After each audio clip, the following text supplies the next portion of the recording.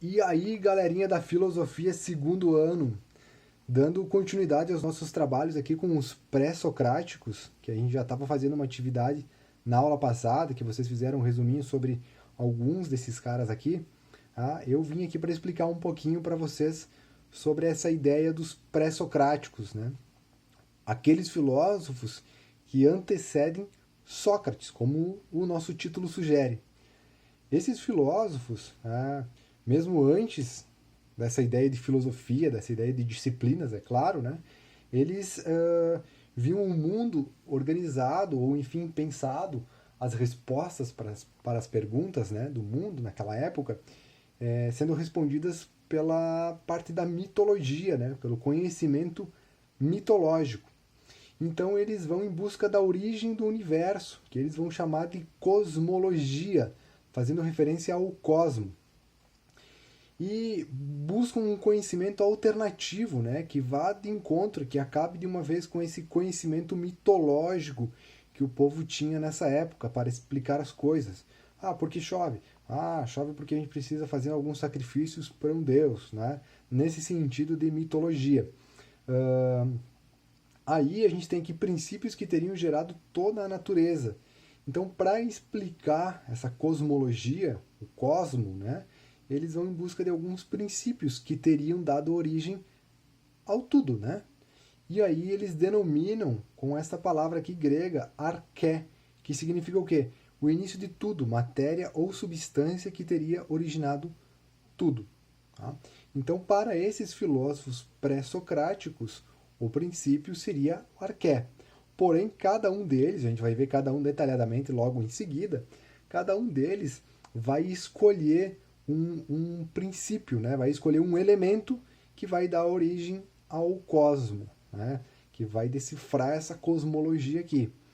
E aí, como eu disse, né, antes mesmo das disciplinas aí que a gente conhece, a filosofia, por exemplo, que está aqui, eles vão fazendo essa busca, né, do arqué, vão fazendo essa busca qual será o elemento, né, que dá origem a todo o cosmo, enfim, e aí eles criam com isso a filosofia e o pensamento científico, porque eles estão tentando acabar com dúvidas que eram apenas esclarecidas, entre aspas, né, pelo conhecimento mitológico. Agora elas são esclarecidas de uma outra forma, por meio de um conhecimento alternativo. E isso, né, a gente tem uma busca racional por uma origem do universo. Né? E aí, junto, né, caminhando junto, filosofia e pensamento científico. Agora a gente passa para o lado de cá com Tales de Mileto. Para o Tales de Mileto, a gente tem a água como sendo o elemento, né?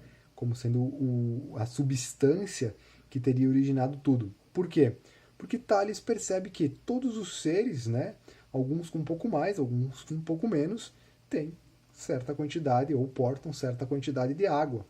E aí, para ele, naquele momento, era a água essa substância responsável pela origem de tudo. E aí nós vamos ver que Anaximandro vai pensar um pouquinho diferente. Ele vai pensar que é um elemento, mas o elemento é infinito e indefinido, que ele vai chamar de apeiron, né? Que é o significado infinito e indefinido, como a gente já tinha colocado aqui para vocês. Posteriormente, a gente vê Anaxímenes, que Anaxímenes vai falar o quê? Vai falar um pouquinho diferente. Ele é infinito, como o de Anaximandro, porém ele é definido e o elemento escolhido é ar, né? Por fazer parte aí da vida dos seres, né? Ele escolhe o elemento ar, até por influenciar em outros elementos que a gente vê depois. Pitágoras, né? Quem nunca ouviu falar no Pitágoras? No Teorema de Pitágoras, A ao quadrado igual a B ao quadrado mais C ao quadrado, lá da matemática, né? Um cara que teve uma grande participação na matemática. Então, para ele não poderia ser diferente, né? A substância, ou enfim, o que teria dado início ao cosmo, teria dado início a tudo, seriam as relações matemáticas. Posteriormente, a gente vê aqui Heráclito. Heráclito é o cara aquele que diz que um homem não se banha duas vezes no mesmo rio. Por quê? Porque O rio não é mais o mesmo, né? As águas já passaram e o homem já se transformou, não é mais o mesmo. Nós estamos em constante mudança. Então Heráclito acredita que o fogo, né, é um elemento que vai representar muito bem essa mobilidade. Por isso coloco aqui para vocês que Heráclito faz parte dos filósofos pré-socráticos mobilista, né? Porque acredita nessa mobilidade. Em contrapartida, a gente tem Parmênides e Zenão, que eles são da classe dos imobilistas, né? Do grupo dos imobilistas. Eles acreditam numa existência contínua e igual, né? Vai ao contrário daquilo que a gente acabou de dizer sobre o Heráclito. E posteriormente a gente vai ver aqui Empédocles, né? Empédocles aí entra num outro grupo que é pluralista. E aí ele meio que junta um pouco de cada um dos elementos anteriores. O Empédocles vai defender que não é uma, mas sim várias substâncias que teriam originado tudo. A terra, a água, o fogo e o ar. Por isso, né, do filósofo pré-socrático pluralista.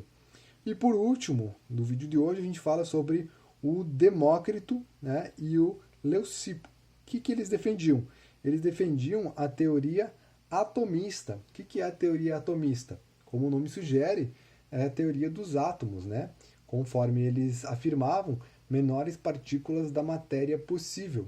Por isso que a gente ainda encontra referências, né, como os grandes nomes da física e da química nos dias de hoje.